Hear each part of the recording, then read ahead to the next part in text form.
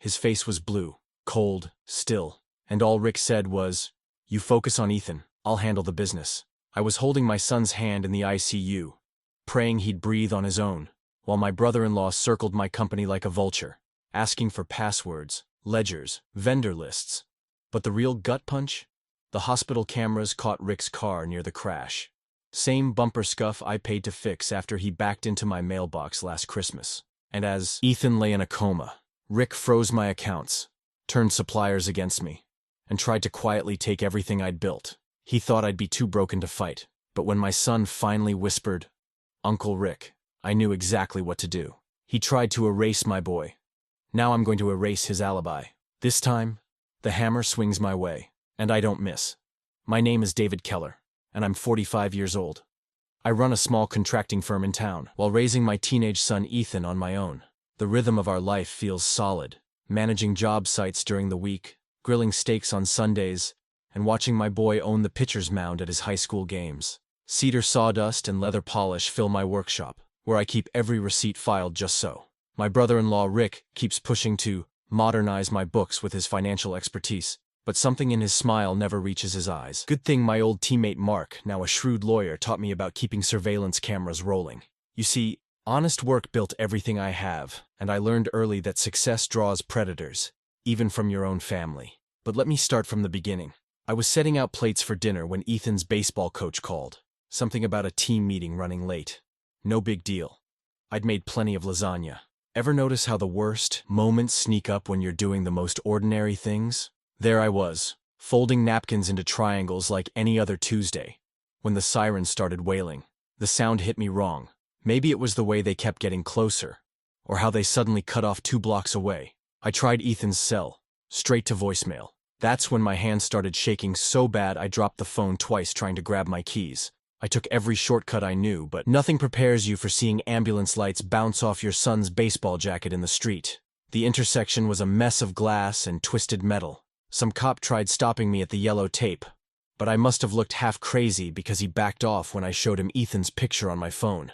They were loading him into the ambulance when I got there.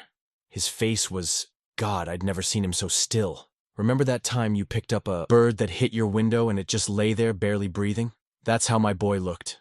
And let me tell you, nothing in life gets you ready for that sight. The next hours turned into this blur of hospital corridors and beeping machines. I sat there holding Ethan's hand, and it felt cold, like he'd been out in winter without his gloves. The ICU monitors kept up this steady rhythm. Hiss, blink, hiss, blink. Nurses came and went. Doctors spoke in that careful way they have when they're not sure you can handle the truth. 2 detectives showed up around midnight. Young guys, probably fresh to the force. They handed me this report that couldn't have filled a post-it note. Hit and run. No witnesses. No leads. But something wasn't adding up. You spend 20 years in contracting. You learn to read marks and angles. Those skid marks on the road? Too straight. The impact point? Too precise. This wasn't some drunk driver losing control. This was calculated. I kept thinking about the timing. Right after practice, when Ethan always takes that same route home. When the street's usually empty because everyone's inside having dinner. The whole thing stank worse than week-old garbage. The nurses brought me coffee I didn't drink. My phone kept lighting up with missed calls. My sister, cousins, Rick. I ignored them all until Rick's text came through. "Dave, let me handle the business stress while you focus on Ethan. I can take over the books temporarily." My stomach clenched. See, Rick's help always came with strings attached. Like those carnival games where you never quite win the big prize. He'd been circling my business for years, making suggestions here, pointing out inefficiencies there, always with that smile that reminded me of a car salesman who knows you can't afford the warranty. I pulled out the visitor wristband they'd given me and started writing. Security cameras. The hospital must have some. Traffic cams at the intersection. Ethan's phone GPS. The coach's timeline. Client schedules that might have put someone near that corner. The list grew until my handwriting got too small to read. The ward clock ticked past 2 a.m. Doctors said they needed to monitor Ethan overnight. Make sure there wasn't any brain swelling. I wasn't leaving. Let the business wait. But come sunrise, I was starting my hunt. 20 years of keeping detailed records had taught me one thing. Paper trails don't lie, and everybody leaves tracks. Someone had tried to erase my son from this world. They were about to learn what happens when you come after a father's only child. Another text from Rick lit up my phone. Family needs to stick together at times like these. I turned the phone face down and watched Ethan's chest rise and fall with the ventilator. The pit in my stomach had turned into this cold, heavy thing, like I'd swallowed a block of ice. Maybe it was instinct, maybe it was paranoia, but something told me this wasn't just about finding a random hit-and-run driver. This was personal, and my own family might be tangled up in ways I didn't want to imagine. The next afternoon, Rick showed up like he was auditioning for Most Concerned Uncle of the Year. He came bearing one of those fancy pastry boxes from downtown, the kind wrapped in gold ribbon that costs more than a week's worth of groceries. You know the type, right? All show, no substance. Dave, you look exhausted. He settled into the ICU waiting room chair, smoothing his silk tie. Have you even slept? Here, have a croissant. They're from that French place you can never get into without reservations. I hadn't eaten since yesterday's half sandwich from the vending machine, but my appetite vanished the moment he pulled out his leather portfolio. The way he arranged those papers, all neat and professional, it was like watching a spider spin its web. I've been thinking, he said, clicking his Mont Blanc pen. The business can't just stop because of... He gestured vaguely toward Ethan's room. We need to keep things running. I'll need the passwords to the accounting software, vendor contact lists, current receivables.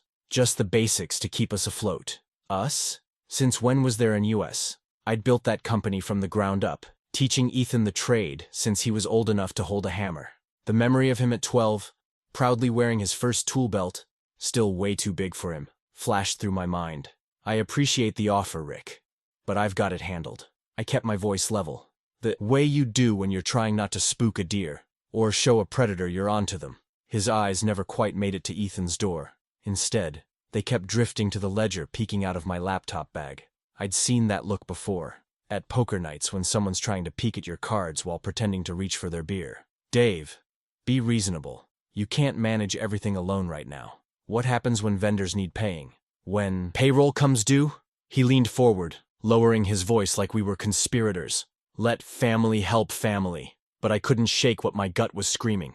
The crash was too precise, the timing too perfect. And now here was Rick, not even 24 hours later, trying to slide into my business like a car thief with a coat hanger. Tell you what, I said, gathering my things. Let me get through this week. Once Ethan's stable, we can discuss temporary arrangements. I stood up, tucking the ledger deeper into my bag. Right now, I need to check something with hospital security. His smile flickered, just for a second, mind you, but long enough. Security? What for? Parking lot cameras. I watched his face carefully. Might have caught something about the hit and run. He recovered quickly, but I caught the twitch in his jaw. Smart thinking. Though those systems rarely catch anything useful. He gathered his stuff, leaving the pastry box behind. Keep me posted about the business. We're all worried about cash flow. After he left, I headed straight for hospital security. The guard at the desk looked about as interested in helping as a cat is in taking a bath. But I've learned that determined politeness wears people down faster than demands. 15 minutes later, I had a promise to review yesterday's footage. Back in Ethan's room, I sank into that hard plastic chair they try to pass off as furniture. The ventilator kept its steady rhythm. Whoosh, click, whoosh, click.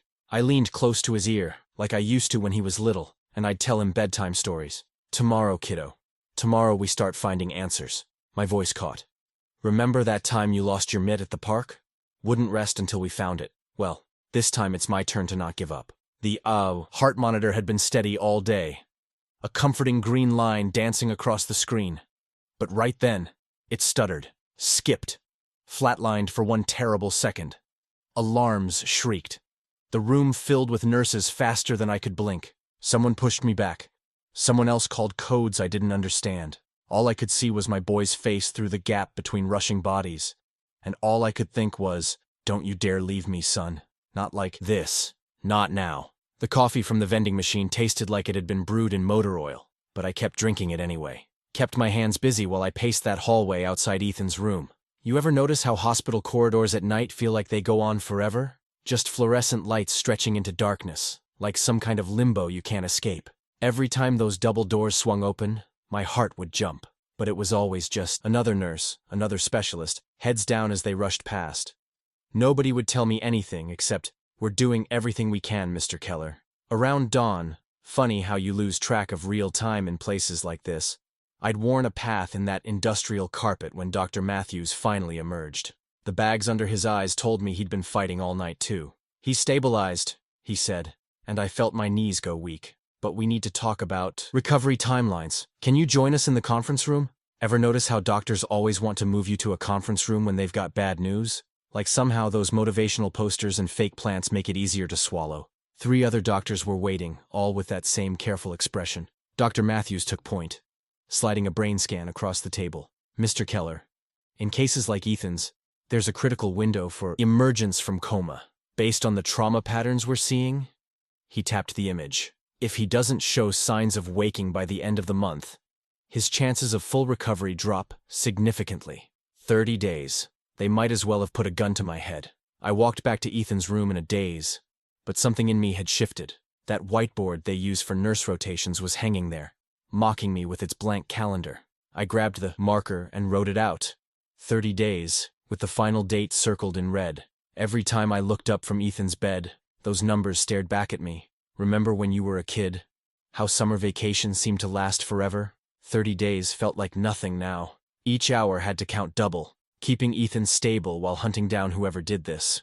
No room for wild swings or blind alleys. Had to be smart, methodical. I pulled out my contractor's notebook, the one usually filled with material orders and job site notes, flipped to a clean page and started mapping it out. First up, hospital security. Those cameras had to catch something useful. Then credit card records from businesses around the crash site. Gas stations, convenience stores, anywhere that might have caught our hit-and-run driver stopping. My company books were next on the list. The timing of Rick's sudden interest wasn't sitting right. Had to go through every client invoice, every payment, looking for anything that didn't fit our normal patterns. My fingers itched to start digging right then. I grabbed Ethan's hand. Still too cool, still too still. "Here's the plan, kiddo," I whispered, leaning close like I used to when checking for fever when he was little. "We're gonna work this like any other job. Step by step, piece by piece until we find what we need. Nobody rushes us. Nobody pushes us off track. You just focus on healing. Let your old man handle the rest." The monitor beeped steadily in response.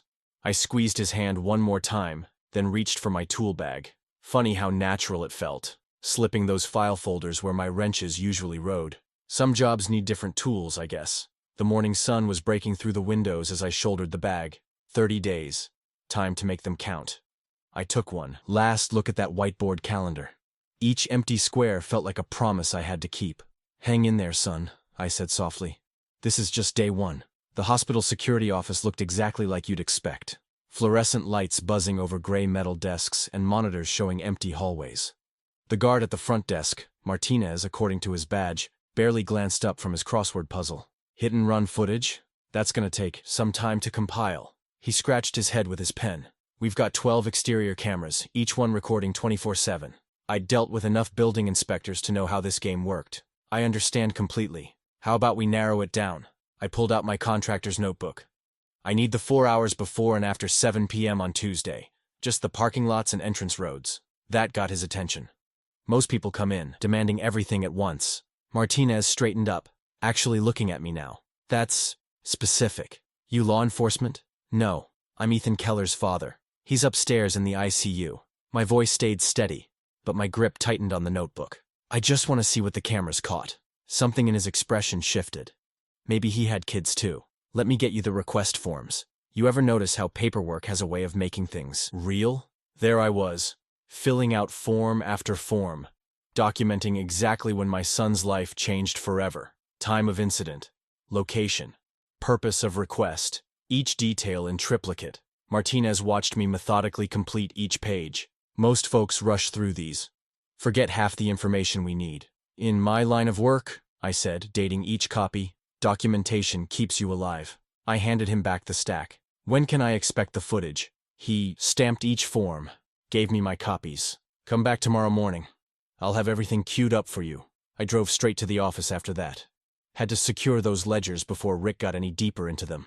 But wouldn't you know it, there he was, crouched by the safe in my private office, muttering about checking petty cash. "Rick." My voice made him jump. "Didn't expect to see you here." He stood up too quickly, like a kid caught stealing cookies. "Dave." "Just making sure everything's squared away." You've got enough on your plate with Ethan and all. Appreciate the thought. I moved to my desk, carefully sliding the ledgers into the bottom drawer. The lock clicked with a satisfying snap.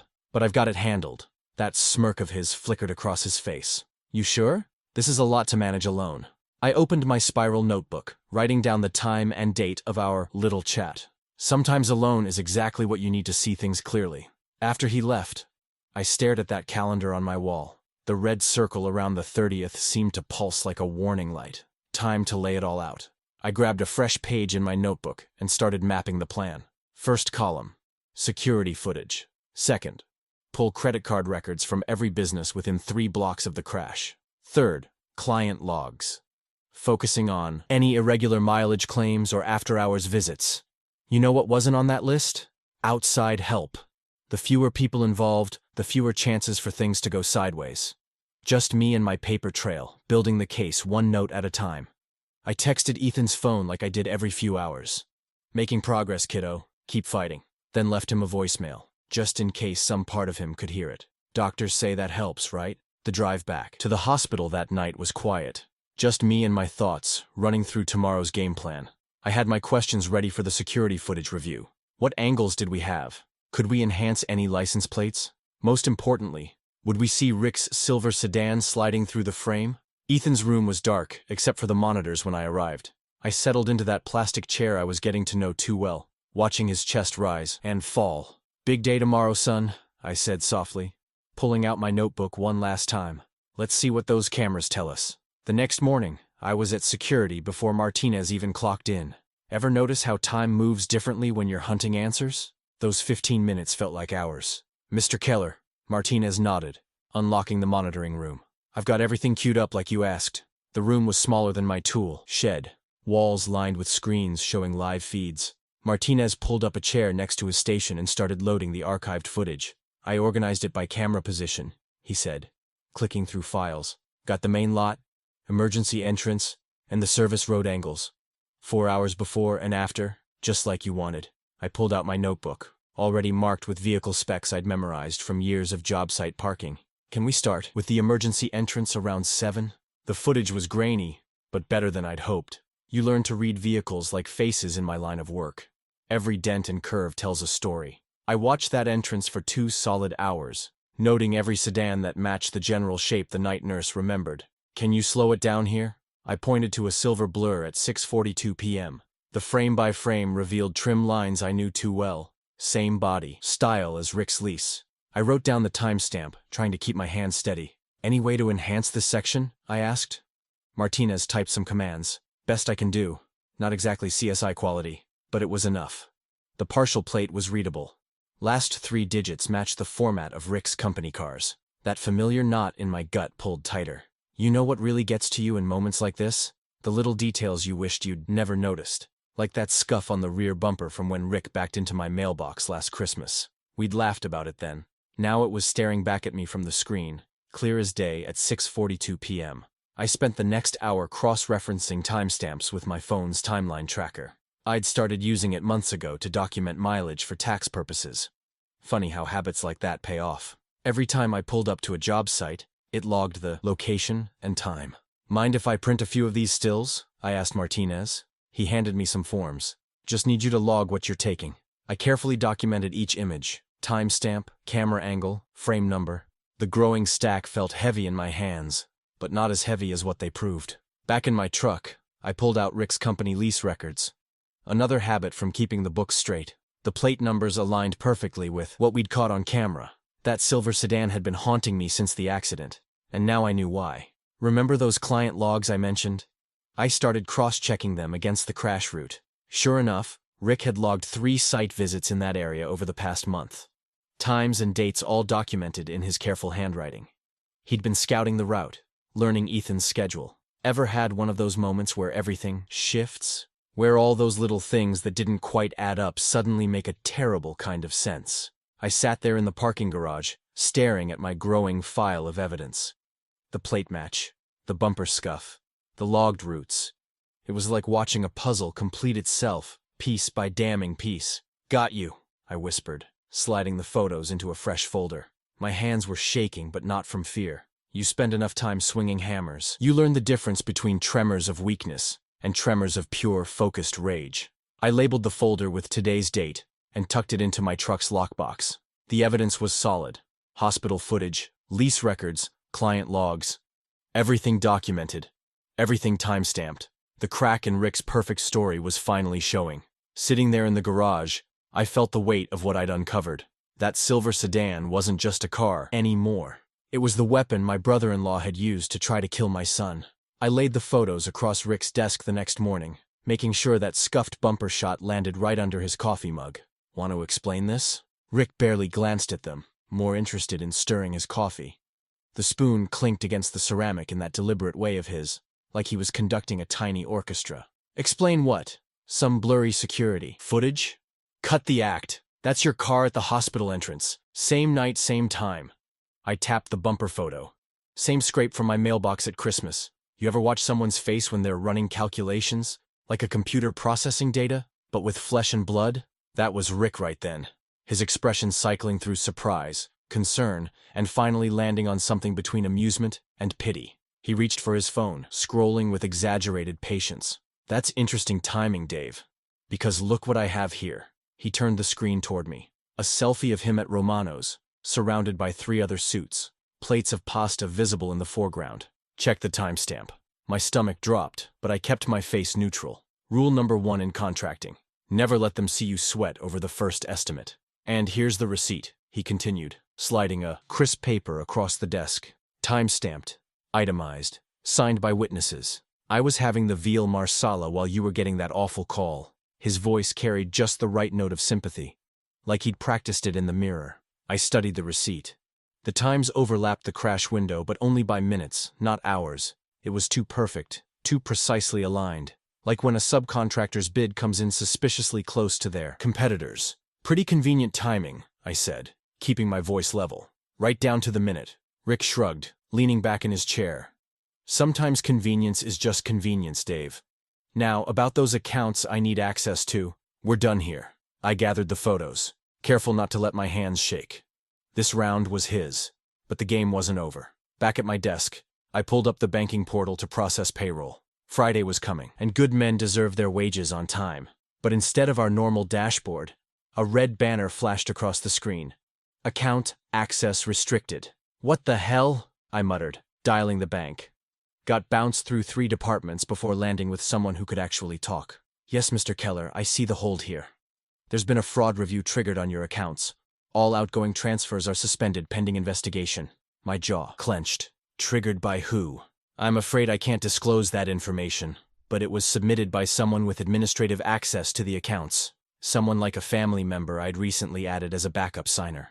Real subtle, Rick. I spent the next hour calling suppliers. Each conversation worse than the last. Miller Lumber, 20 years of business. Sorry, Dave. New policy. Cash on delivery only. Anderson Windows, 15 years. We're restructuring our terms. All pending orders are on hold. Peterson Steel simply didn't pick up. The floor seemed to tilt under my feet as I ran the numbers. Without credit lines and with frozen accounts, we had maybe 2 weeks of operating cash. 3 if I drained my personal savings. I drove to the hospital, needing to see Ethan's face, to remember what I was fighting for. The whiteboard calendar stared back at me. Days X'd off like countdown to doomsday. 23 days left until the doctor's deadline. Rick hadn't just built an alibi. He'd orchestrated a financial stranglehold. Every supplier relationship I'd cultivated over decades, every credit line I'd maintained, every bit of operational flexibility, all suddenly cinched tight as a noose. I sat in that hospital chair, watching Ethan breathe with the help of machines, and felt the weight of what I was up against. This wasn't just about proving who was behind the wheel anymore.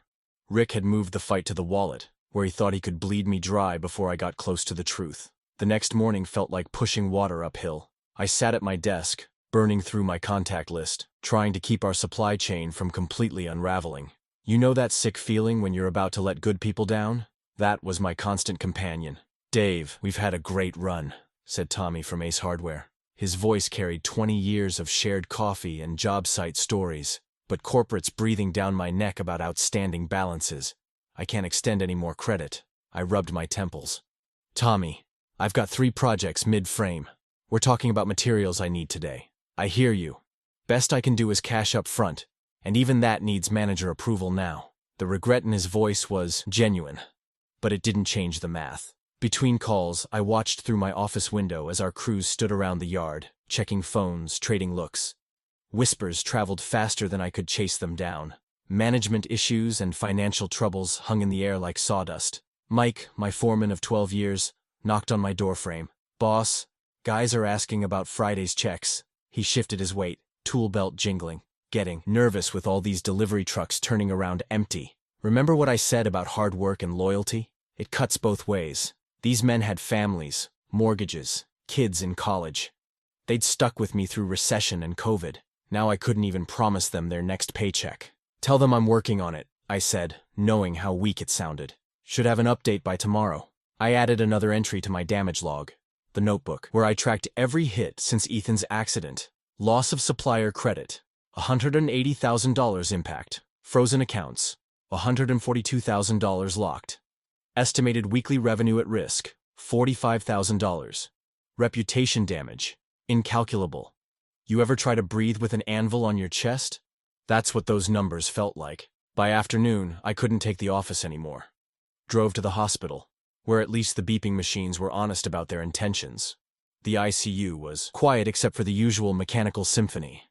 Ventilator whoosh, monitor chirps, IV drips marking time like tired metronomes. "I'm sorry, kid," I whispered, settling into my usual chair. "Your old man's running out of moves." The evidence folder sat in my lap, thin as hopes. A few grainy photos, some circumstantial timing, and a stack of financial statements bleeding red. Rick had outplayed me. He'd built his alibi while I'd been focused on keeping Ethan alive, then used my own business practices against me. The same detailed paperwork I'd always prided myself on, he'd turned it into a weapon. Should have seen it coming, I admitted to the quiet room. Should have protected us better. I lowered my head until my forehead rested against Ethan's knuckles. His skin felt cool under the hospital's dry air. Somewhere down the hall, a cart wheeled past. A phone rang at the nurse's station. Life went on while my world crumbled in slow motion. Minutes stretched like taffy. Could have been an hour I sat there just breathing, letting the silence swallow everything. Then, so slight I thought I imagined it, something moved under my fingers. My head snapped up. Ethan's eyelids fluttered, pale as moth wings against the harsh fluorescent light. My heart kicked against my ribs as I watched those delicate movements, afraid to hope. I jabbed the call button, and within seconds, staff materialized with their practiced calm.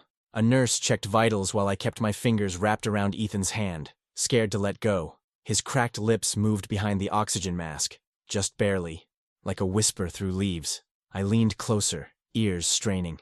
2 words rode out on that fragile breath, 2 words that stopped my world on its axis. Uncle Rick. The next hour was a blur of nurses, vitals, checks, and careful questions. They called it an orientation assessment, making sure Ethan knew his name, the date, where he was. Each correct answer loosened the knot in my chest a little more. "He's showing good awareness," Dr. Chen told me in the hallway. "Memory seems intact, though we'll need to monitor for gaps." She glanced at her tablet. "Would you like me to contact the police about his statement?" I shook my head. "Not yet. Let me talk to him first, make sure we understand exactly what happened." Back in the room, Ethan's bed was raised slightly, and they'd switched him to a nasal cannula instead of the mask.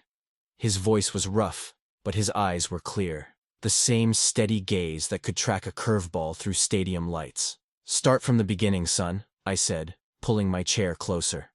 "What happened that night?" He swallowed, and I helped him with some ice chips. "Was heading home from practice, forgot my glove in the dugout." A ghost of a smile. "You know me, always double-checking things." Yeah, I did know. Like father, like son when it came to details. Went back through the maintenance gate. That's when I saw Uncle Rick's car in the lot behind the equipment shed. Ethan's fingers twisted in the blanket. Thought it was weird since there wasn't any game that night. My pen hovered over the notebook. "What time was this? Around 7? The field lights were just coming on." He described walking closer, curious. Through the car's window he'd seen Rick hunched over his phone, photographing papers spread across the passenger seat. They looked like our company invoices. I recognized the logo. He was moving fast, flipping pages, muttering numbers. The pieces clicked together like timber joints. Rick using after-hours privacy to document his theft, probably building his scheme for months. And then my son, my detail-oriented, responsible kid, accidentally walked into the middle of it. He saw me. Ethan's voice got quieter. I didn't even mean to, but I gasped or something. He looked up and his face, a shudder ran through him. I ran. Heard his car start. Then headlights, engine revving. I remember thinking it was too fast, too close. After that, just pieces. Pavement. Sky. Sirens. I repeated it back, each link in the chain. Rick was photographing financial documents. You witnessed it. He pursued you in his vehicle and... My voice caught. Deliberately struck you to prevent exposure of what looks like systematic embezzlement. Ethan nodded, exhausted but certain. You know that clarity that comes sometimes? When all the scattered facts suddenly form one perfect, terrible picture? That's what hit me as I stared at my notes.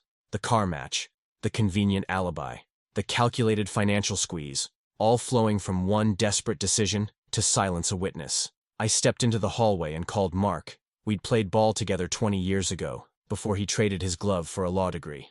These days he handled corporate litigation, but he still had that bulldog intensity from our championship games. Dave, his gravelly voice answered. How's our boy? Awake. And he can ID Rick as the driver. I laid it out. The embezzlement discovery, the hit and run, the financial retaliation. Need your playbook on this one, Mark. He didn't hesitate. First, we document everything Ethan remembers. Time, place, what he saw. Second, we set up our own trap. Feed Rick some doctored invoices. Give him rope. Hidden camera when he takes the bait. Build a clean chain of evidence before we get cops involved. What about the bank freeze? One battle at a time. Focus on catching him dirty first. I'll draft some fake paperwork that'll tempt him to brag. We spent 20 minutes plotting details. Mark would handle the legal choreography while I managed the practical side. Finding a private room, testing recording equipment, maintaining evidence control. When we finished, I went back to Ethan. He was fighting sleep, but his hand caught mine as I leaned down to kiss his forehead. We're gonna make this right, I promised. First light tomorrow, we start pushing back. His grip tightened briefly. Get him, Dad. I gathered my notes in the evidence folder, checking my watch against the countdown on the whiteboard. The month-end deadline still loomed. But now we had direction. More importantly, we had proof and a plan to get more. I've set enough traps in my contracting days to know the basics. Understand your target's habits, control the environment, and make the bait look natural. Mark helped me apply those rules to white-collar hunting. Rick's not just greedy, I explained, spreading printouts across Mark's desk. He's got a pattern.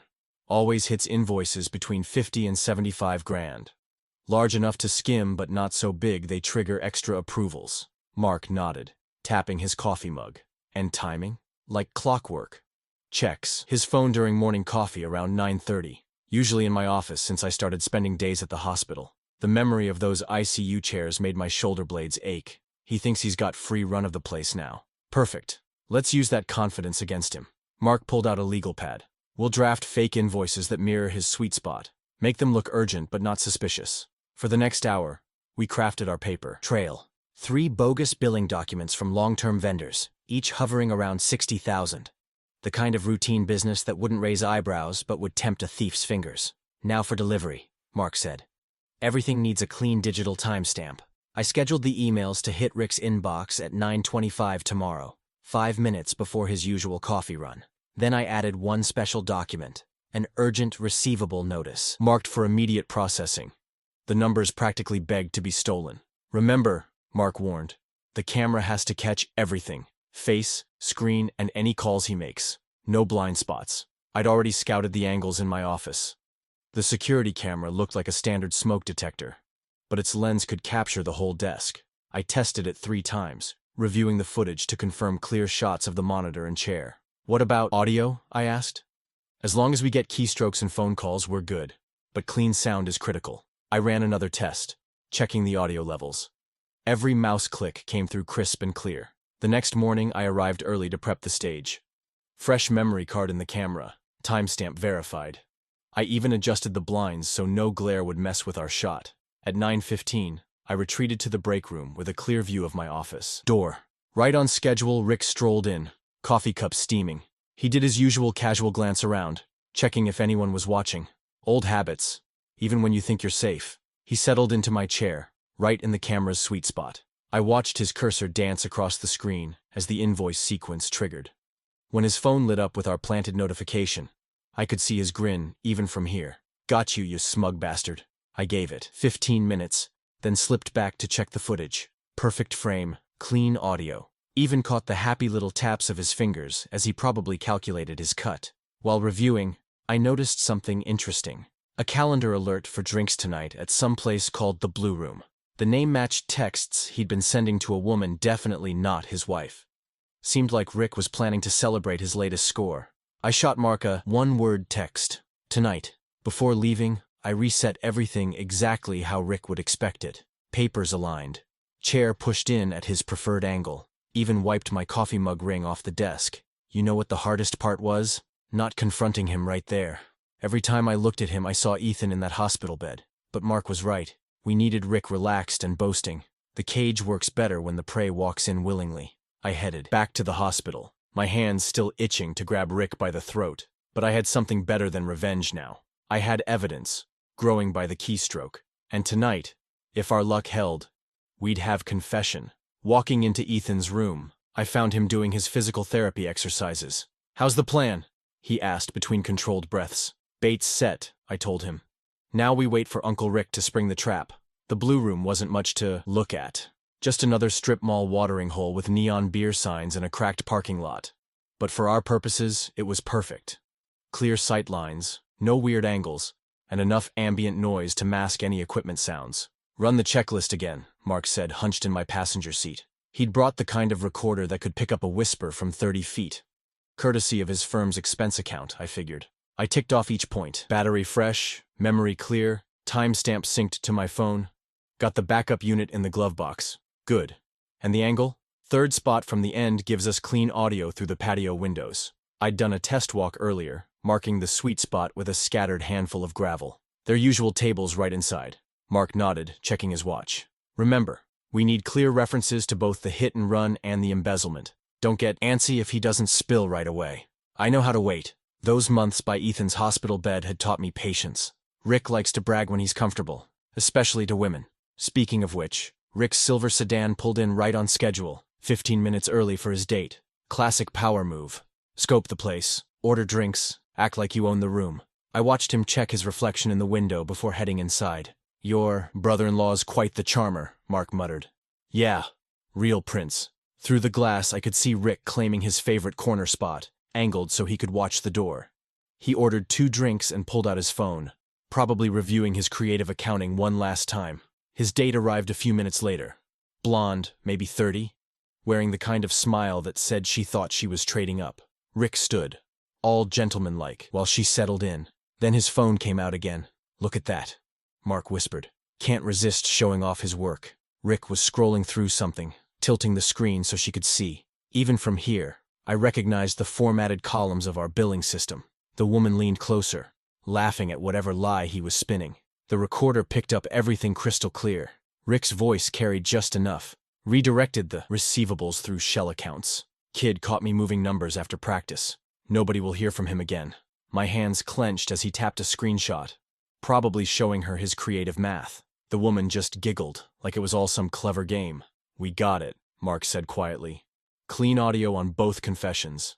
Let's pack up before he spots us." Back in my car, I downloaded 2 copies of the recording, one to a secured cloud drive, another to an encrypted USB. Mark watched me document everything in my notebook. Timestamps, locations, weather conditions, even the make and model of Rick's car. "Detail matters," he reminded me. "Chain of custody has to be airtight." I emailed one set to Mark's secure server, then drove straight to the police station. The desk sergeant recognized me from my previous visits about Ethan's case. "Mr. Keller," he said. "What brings you in?" "Tonight?" I kept my voice steady as I laid out the pattern. Rick's embezzlement, Ethan catching him, the hit-and-run cover-up.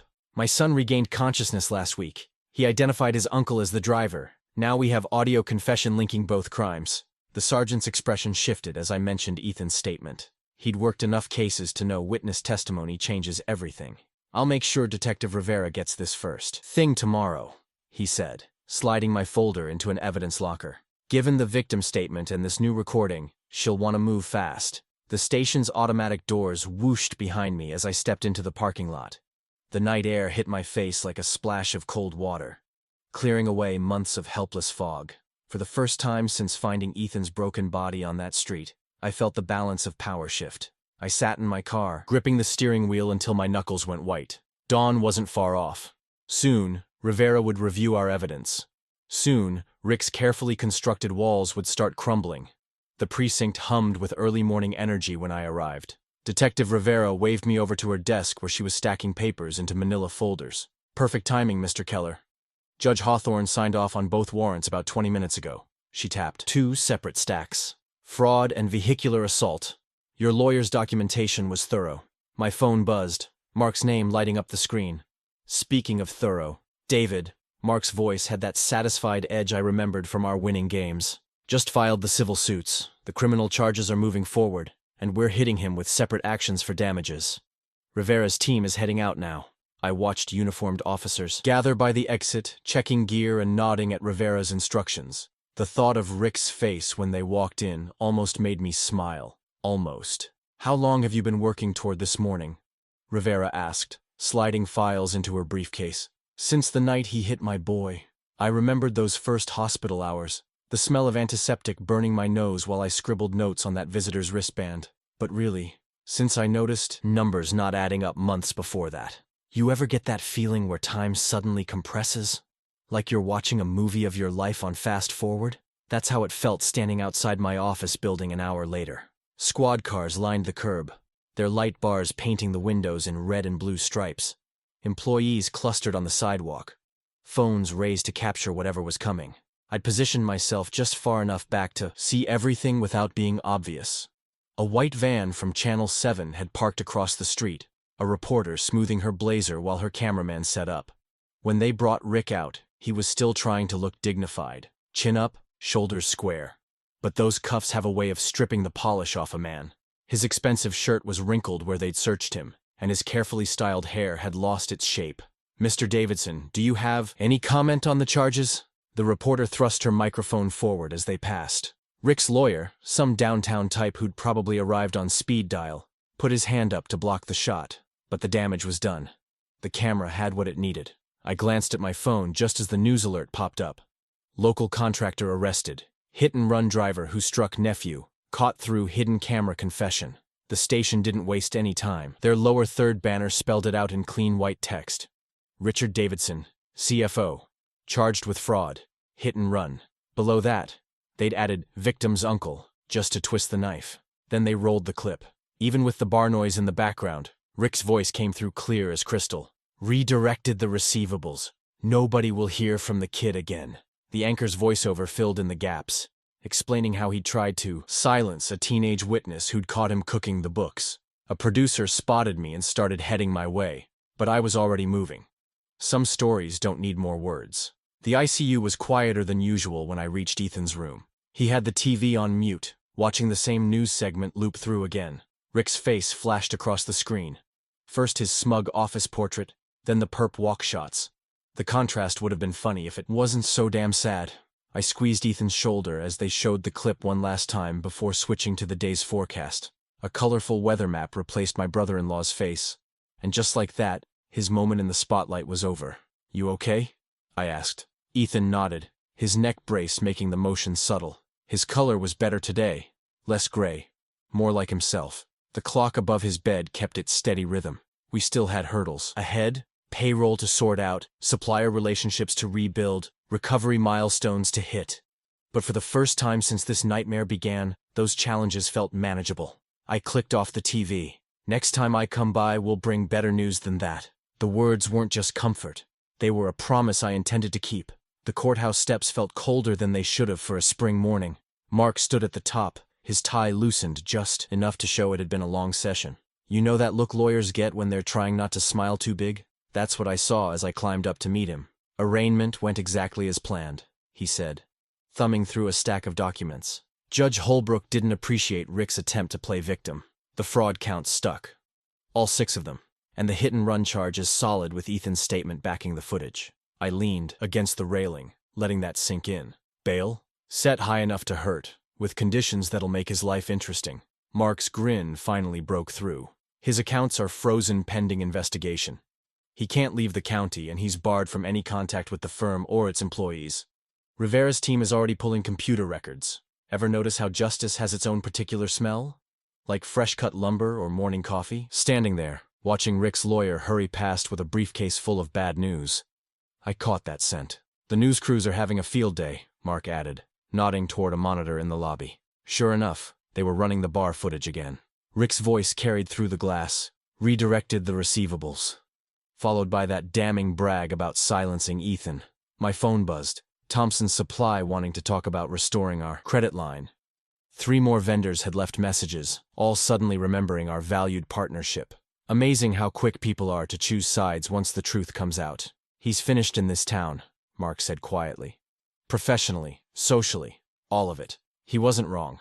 The fraud charges would follow Rick forever. But it was the hit and run that would haunt him. Nobody forgets a man who'd hurt his own nephew to hide a theft. I thought about Rick's country club membership, his seat on the Chamber of Commerce, all those business lunches where he'd held court like some kind of oracle. Gone now, even if he beat the charges, and he wouldn't. There's no coming back from that security footage. But you know what? Standing there, watching his world crumble, I realized something. Headlines fade, but some things matter more. I patted Mark's shoulder and headed for my truck. Where you off to? He called after me. Got something important to deliver. The drive to the hospital felt different this time. Lighter, maybe. I stopped at my house first, heading straight to Ethan's room. His baseball gear still sat in the corner where he'd dropped it that last afternoon after practice. The glove caught my eye. Worn leather, perfectly broken in, still holding the shape of his hand. Remember when I told you about him staying late to sweep the dugout? That glove was usually on his belt, even while pushing the broom. Some kids just have that love for the game in their bones. The ICU was quiet when I walked in, just monitors beeping their steady rhythm. Ethan was sitting up more today, working through the physical therapy exercises they'd given him. His face brightened when he saw what I was carrying. Thought this might help with your grip strength, I said, placing the glove in his hands. The leather seemed to remember him, softening as his fingers found their familiar spots. Thanks, Dad. His voice was stronger now, almost back to normal. I pulled a chair close and watched him work the pocket. The firm's going to be fine, I told him. We'll rebuild it right. Clean books, honest work, the way it should have been all along. The afternoon sun hit the window just right, lighting up the playing field across the street. Some kids were out there now, tossing a ball around. 2 weeks, I said, nodding toward them. That's what the doctor told me this morning. 2 weeks and we can try some easy catches. Nothing fancy, just getting back into it. Ethan's grip tightened on the glove. I saw that old spark in his eyes, the one that kept him on the field long after practice ended. I met his gaze and let everything we'd been through settle into 5 simple words. No betrayal beats a father's fight.